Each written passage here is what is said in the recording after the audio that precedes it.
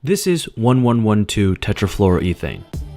It also goes by the name norflurane, HFC 134A, or R134A. You've probably never heard of it before, but 170 nations just agreed to start phasing it out by 2028.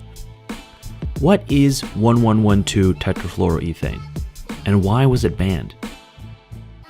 In the mid-1970s, researchers from UC Irvine discovered that refrigerants called chlorofluorocarbons, or CFCs, were contributing to the degradation of the ozone layer.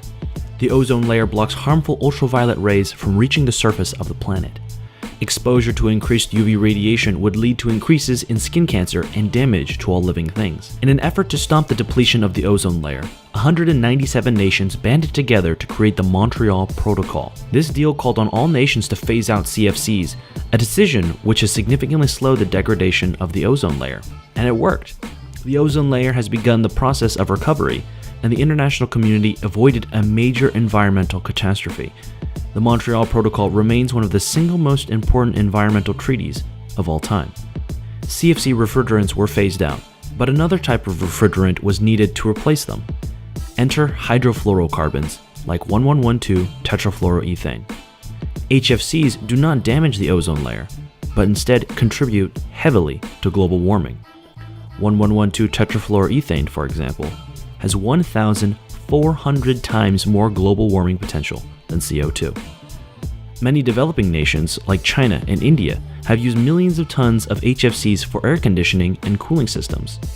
Scientists are concerned that the growing usage of HFCs will make it harder to reach the Paris Climate Deal goals set earlier this year. But there is hope. On October 14th in Kigali, Rwanda, negotiators from 170 nations introduced a new amendment to the Montreal Protocol called the Kigali Amendment. It called on developed nations to phase out HFCs by 2019 and for developing nations to start phasing out HFCs by 2024 and 2028. This is a big step to slowing down man-made climate change, made especially significant by the fact that the entire world has banded together to agree to such restrictions. Climate change is still happening at an alarming rate, but there is hope. If someone tells you the international community isn't doing enough to stop climate change, ask them what 1112 tetrafluoroethane is. If they don't know what that is, good. After Kigali, they'll never have to know.